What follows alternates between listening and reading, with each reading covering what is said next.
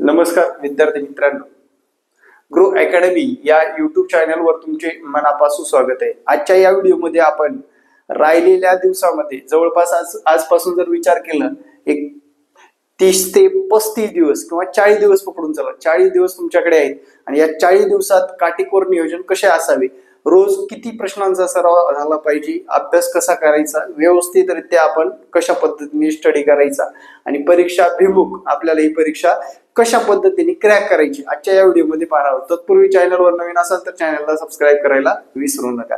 चला मित्रांनो, paper first वाले अगोदर पहा।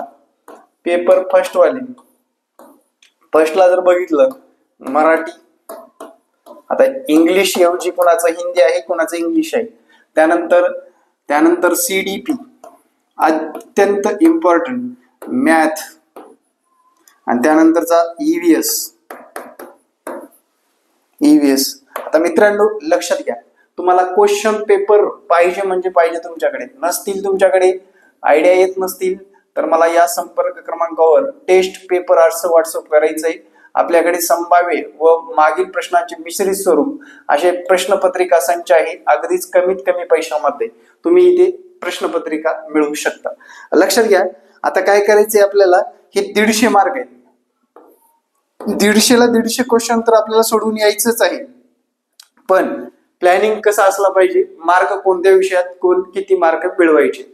आता मराठी व्याकरणचा जर विचार केला, मी थोडक्यात दोन्ही पेपरचा एक आराखडा सांगतो। तुम्हाला विभक्तीवर प्रश्न येणारच आहे, शब्दाच्या जातीवर प्रश्न येणार आहे, काळावर प्रश्न येणारच आहे, पत्रलेखनावर प्रश्न येणार आहे, अलंकारावर 1-2 प्रश्न येणार आहेत, वर्णमालेवर एखादा प्रश्न असणार आहे, प्रयोग समाजामधला एखादा प्रश्न तुम्हाला विचारला जाणार आहे, कारक अर्थ किंवा शब्दसिद्धी, शब्द मांडणी, मनीवर एक प्रश्न येणार आहे म्हटल्यानंतर आपल्याला ते सर्व जे काही आत्ताचे टॉपिक सांगितलं त्यांचं अगोदर निरीक्षण करून व्यवस्थितरित्या त्याच्यावर प्रयोग करायचा, व्यवस्थितरित्या त्याच्यावर अभ्यास करणं आवश्यक आहे। जेवढे टॉपिक सांगितलं त्याप्रमाणे मित्रांनो, यातले आपल्याला जास्त नाही 25 गुण घ्यायचे, 30 गुणापैकी 5 प्रश्न आपण सोडून दिले तरी चालतील।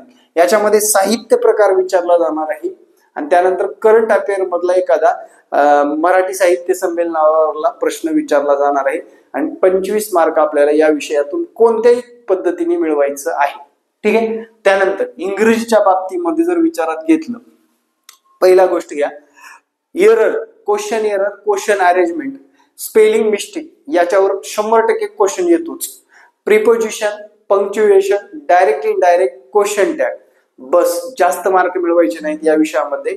बऱ्याच लोकांची कच्ची असते, 10 मार्कापर्यंत आपल्याला पोहोचता आलं पाहिजे या विषयामध्ये, ठीक आहे। त्यानंतर सीडीपी म्हणजे आपण डीएड बीएड ला जो अभ्यास केलाय त्याचा निरीक्षणात्मक अभ्यासातून निर्माण झालेले विद्यार्थी मित्रांनो, त्याच्यातून तुम्हाला साधारणपणे 25 ते 27 मार्क मिळवायचे आहेत। बालमानसशास्त्र आपला हातखंड आहे, याच्यावर डिसिजन मेकिंग वर प्रश्न असणार आहे। त्याच्यानंतर तुम्हाला इथे उपपत्त्यावर 3-4 क्वेश्चन असणार आहेत। त्यानंतर तुम्हाला विद्यार्थ्यांतील कमतरता व वाढवण्यासाठी उपाययोजनेवर 2 प्रश्न असणार आहेत। मग या विषयामध्ये सुद्धा मराठीप्रमाणे 25 गुण आपल्याला आलेच पाहिजे। त्यानंतर राहिला मॅथ सब्जेक्ट। आता मॅथ सब्जेक्ट मध्ये 30 पैकी आपल्याला किती मार्क मिळवणं आवश्यक आहे हे आपण आजच्या या व्हिडिओमध्ये पाहणार आहोत। मॅथ हा विषय जर विचारात घेतलं, शेकडेवारी, काळकामवेग, रेल्वे, नळटाकी किंवा काळकामवेगामधला 1 प्रश्न, घड्याळीवरला 1 प्रश्न, कालमापनवर 1 प्रश्न, आलेखावर 4 ते 5 प्रश्न किंवा पाय चार्टवर 2 ते 3 प्रश्न, या पद्धतीने तुम्हाला प्रश्न विचारले जात असतात। जिओमेट्री जवळपास 10 मार्काला असतं आणि जे काही 20 मार्काला असतं ते मॅथ असतं। मॅथ मध्ये विद्यार्थी मित्रांनो, मी सांगितलेल्या बेसिक गोष्टीवरलं म्हणजे मी शिकवलेल्या बेसिक गोष्टीवरलं 5 ते 10 क्वेश्चन येतच असतात आणि कंटिन्यू आपले क्लासेस अजून सुद्धा चालू आहेत। ज्यांनी जॉईन केले नसतील त्यांनी नक्कीच करायचे। मी जर एवढ्या विषयामध्ये तुम्हाला विषय कोणता अवघड जातो तर कुणीही म्हणेल इंग्लिश किंवा मॅथ अवघड जातो, मग मॅथला सरावाची गरज आहे, इंग्लिशला टॅक्टने आपल्याला मार्क मिळवायचे आहेत। किती मिळवायचे? 10च मार्क मिळवायचे, ठीक आहे। आता विद्यार्थी मित्रांनो लक्षात घ्या, जवळपास आपले या 3 विषयामध्ये 60 मार्क कव्हर झाले। मॅथ मध्ये काही करून आपल्याला 20 मार्क मिळवणं आवश्यक आहे। 10 मार्काचं मॅथ अवघड आहे, जिओमेट्री अवघड आहे, सोडून द्या, स्किप करा, पण 20 मार्क आपल्याला कोणत्याही परिस्थितीमध्ये मिळवणं आवश्यक आहे। 20 मार्क कशामध्ये? मॅथ मध्ये. 20 त्यानंतर 20 40 45 आलं आणि 45 55 55 आणि 25 जर विचारात घेतलं 60 80 मार्क झाले. आता याच्यामध्ये ईव्हीएस मध्ये मित्रांनो छत्रपती शिवाजी महाराजांवर एक प्रश्न येणार आहे, चालू घडामोडीवर 2-3 प्रश्न येणार आहेत, बरोबर. त्यानंतर तुम्हाला भूगोलाचे प्रश्न आणि इतिहासाचे प्रश्न तुमच्या हातातून जाऊ द्यायचं नाही, त्यामुळे संगणकाचे प्रश्न हातातून जाऊ द्यायचे नाहीत. ईव्हीएस मध्ये सुद्धा इंग्लिश प्रमाणे 10 मार्क मिळवला तरी काय हरकत नाही. आता बघा 25 दुनी 50 आणि हे 40 90 मार्क झाले, बस एवढे मार्क आपल्याला मिळवणं आवश्यक आहे. पहिल्या पेपरवाल्यांनी असं नियोजन करायचं आहे. सेम दुसऱ्या पेपरवाले जशाला तसं लँग्वेज मध्ये दोन्ही मिळून 35 मार्क मिळवायचेच आहेत. सोशल सायन्स वाल्यांना खूप वाचावं लागतं, त्याने त्या विषयामध्ये 40 मार्क मिळवणे आवश्यक आहे. प्लस आता एक झालेले 75, आता 25 मार्काला सीडीपी ठेवावंच लागेल तुम्हाला. त्यावेळेस तुमचं टोटल किती झालंय? 5 आणि 5 10 0 7 आणि 3 10 100 मार्काची तयारी असली पाहिजे. आता याच्यामध्ये 19-20 होणार आहे, 40 पैकी तुम्हाला 30 मार्क पडू शकतात. पण लँग्वेज मध्ये 35 मार्क मिळवणं आवश्यक आहे. लँग्वेज मध्ये 35 मार्क. सेम मॅथ सायन्स वाल्यांना सुद्धा, मॅथ आणि सायन्स वाले सुद्धा लँग्वेज मध्ये किती? 35 आणि मॅथ सायन्स मध्ये 40. मग तुम्ही मॅथ मध्ये 20 मिळवा किंवा सायन्स मध्ये 20 मिळवा, किंवा तुम्हाला मॅथ मध्ये मॅथ अवघड जाते 20च मिळवा, इकडे 25 मिळवा. अशा पद्धतीने तुम्हाला इतर रूपरेषा ठेवायची. पण टोटल तुमची 40 क्रॉस झाली पाहिजे. आणि लँग्वेज मधले 2 विषय जर विचारात घेतलं 60 पैकी 35 मार्क म्हणजे 50% पेक्षा थोडेसे जास्त मार्क मिळवणं आवश्यक आहे. तीच तयारी विद्यार्थी मित्रांनो क्लासच्या माध्यमातून आपण करून घेतोय.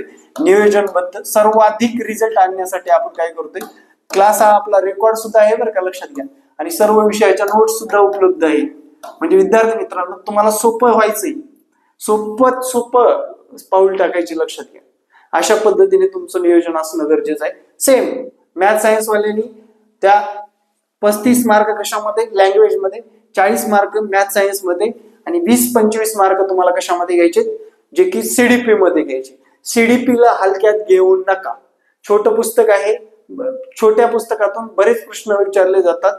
त्याच्यामध्ये बुद्धिमत्तेवर प्रश्न आहे, आकलन क्षमतेवर प्रश्न आहे, अध्यापन पद्धतीतल्या चुकावर प्रश्न आहे, सेंटेन्स अरेंजमेंट आहे. हे जे काही आहे ते बालमानसशास्त्रातून आपल्याला मिळवणं आवश्यक आहे. बालमानसशास्त्र मी स्वतः सुद्धा शिकवतोय, मागचे क्वेश्चन पेपर पण घेतोय, क्वेश्चन पेपर अनालाइसिस पण घेतोय मित्रांनो. त्याच्यातून तुम्हाला त्याचा फायदा होणार आहे. तसेच आपण याच्या पलीकडे जाऊन, क्लासच्या पलीकडे जाऊन आपण काय करतोय? टेस्ट देतोय. तुम्हाला टेस्ट जर विचारात घेतल्या, पहिल्या पेपरच्या 10, दुसऱ्या पेपरच्या 10, चुका कुठं होतात, आपलं का चुकलं, त्याच्यावर उपप्रश्न काय येऊ शकतात, याचं विश्लेषण सुद्धा उपलब्ध आहे आपल्या टेस्टमध्ये. जे की भाकड पसारा नाही, व्यवस्थित आराखडा बांधणी आपण टेस्ट पेपर आणलेले आहेत आणि ते टेस्ट पेपर सुद्धा तुम्ही मिळवू शकता मित्रांनो. अशा पद्धतीने तुम्हाला तुमच्या जे काही आगामी होणाऱ्या 90 क्रॉस करावं लागणाऱ्या टीईटी एक्झामचं प्लॅनिंग तुमच्या डोक्यात असलं पाहिजे. 90ची तयारी ठेवल्यानंतर तुम्हाला 83, 84, 85 असे मार्क पडणार आहेत. जवळपास कास्टमध्ये असणारेच लोक जवळपास 95% झालेले, 5% लोक ओपन मध्ये राहिलेले जवळपास. म्हणजे सगळ्या लोकांनी कास्ट काढलेली, कोणी ओबीसी काढले, एससीबीसी, ईडब्ल्यूएस वेगवेगळ्या कास्ट काढलेले. आणि शेवटी एकच जाता सांगेल, तुम्हाला 150ला 150 प्रश्न गोल करायचे आहेत. याच्यामध्ये निगेटिव्ह वगैरे नाही, बरोबर. 150ला 150 प्रश्न गोल करून यायचे. एखादं 82 वर अडकतं आणि 10 प्रश्न सोडवायचे राहतात, असं नका करू. त्या 10 पैकी 1 जर लागला तर 83 मार्क होतात आणि तो पास होतो. किंवा एखादा 89 मार्कावर जातो आणि 10-15 प्रश्न सोडून देतो की वेळच पुरला नाही या कारणास्तव. मग त्याला काय करावं लागेल? आपल्याला त्या विद्यार्थ्यांनी जाणीवपूर्वक काय करणं गरजेचं आहे की व्यवस्थितरित्या अभ्यास ठेवणं गरजेचं आहे. व्यवस्थितरित्या त्यानं काय करायला पाहिजे की नियोजनबद्ध 150ला 150 प्रश्न सोडवून आलेला पाहिजे. तर विद्यार्थी मित्रांनो तुम्हाला आजच्या या व्हिडिओमध्ये काय वाटलं आणि कशा पद्धतीने नियोजन वाटलं, नक्कीच तुम्हाला पास होण्यासाठी हे नियोजन उपयोगी पडेल का, मला कमेंटमध्ये कमेंट करायला विसरू नका. Thank you very much. जय हिंद मित्रांनो, भेटू नेक्स्ट व्हिडिओमध्ये. जय हिंद, जय महाराष्ट्र. धन्यवाद.